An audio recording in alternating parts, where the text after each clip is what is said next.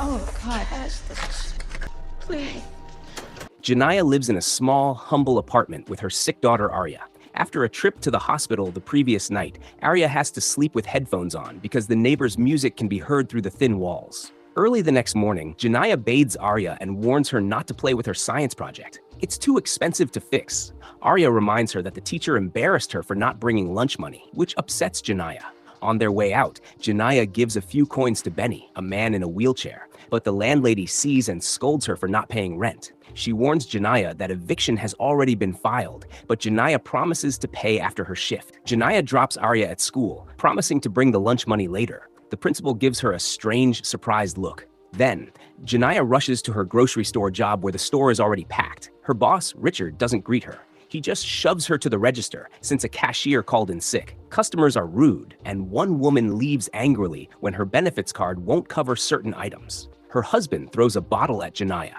Richard yells at her to clean the mess, while everyone else complains about the wait. A kind coworker offers to lend her money, but Janiyah refuses. They're both broke, and payday is today anyway. Then Janiyah gets a call. Arya didn't bring lunch money and has a bruise. Janiyah explains that Arya accidentally fell on the bathtub, but the teachers are suspicious. Richard forces her off the phone, but after begging, he gives her 30 minutes to leave. She asks for her paycheck. He refuses. Janiyah runs to the ATM to pull her last $47, but it won't let her withdraw it because it's below the account minimum.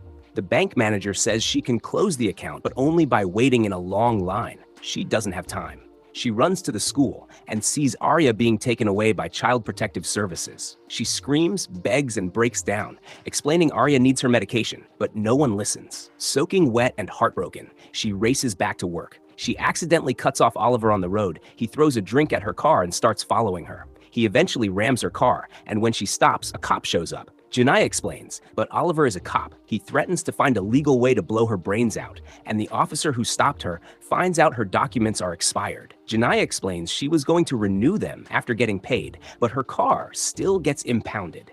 She walks back to the store, only for Richard to fire her for being 2 hours late. When she begs for her paycheck, he refuses again. Janiyah returns home to find her belongings thrown onto the street. She's been evicted. She screams in frustration. Determined, she heads back to the store to get her check. While arguing with Richard, a man reads her name tag. Land suddenly pulls a gun.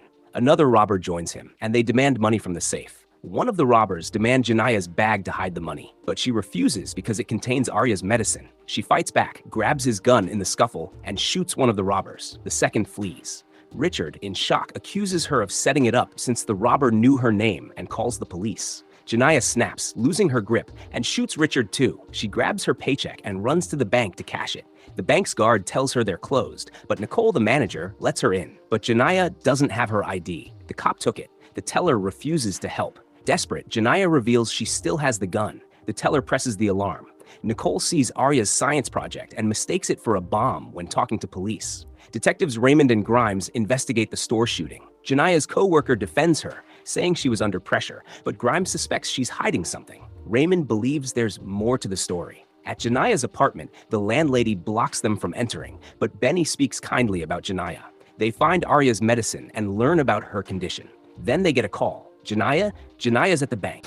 At the bank, terrified employees hand Janiyah stacks of cash, thinking it's a robbery. Janiyah just wants her check cash. Nicole calmly helps the teller understand the situation, but Janiyah is spiraling, ranting, and frightening the customer. I just need to cash my check, that's all. Police surround the building. Grimes is convinced Janiyah is dangerous. Raymond thinks she snapped from stress. Inside, a client sees the gun, tries to tackle her, and in the chaos, Janiyah accidentally fires a shot into the air. The guard and the client flee, and the police close in.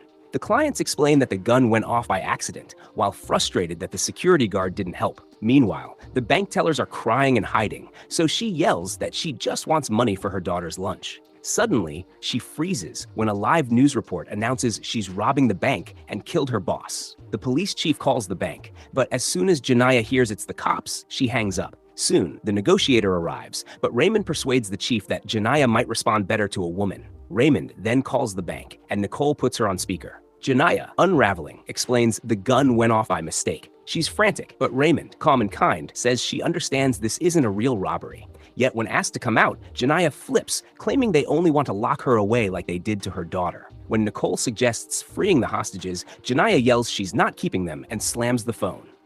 Nicole gives Janiyah her paycheck money, and Janiyah pulls out $40 for school lunch, asking Nicole to deliver it to Arya. But when Janiyah sees cops moving on TV, she orders the blinds shut. The cops in the truck have access to the security cameras and worry about the bomb. One teller starts live streaming. When an elderly client says she needs to sit, Janiyah has Nicole bring a chair. Some hostages beg to leave, but Janiyah fears being shot if she's alone. Two escape, and she makes Nicole lock the doors. Then Arya's science project starts beeping. Everyone panics, but it's not a bomb, just a gadget, and Janiyah turns it off. Janiyah walks into an office to think. The tellers want to run, but Nicole stops them. Janiyah returns with chairs for everyone, saying she understands what it's like to stand all day.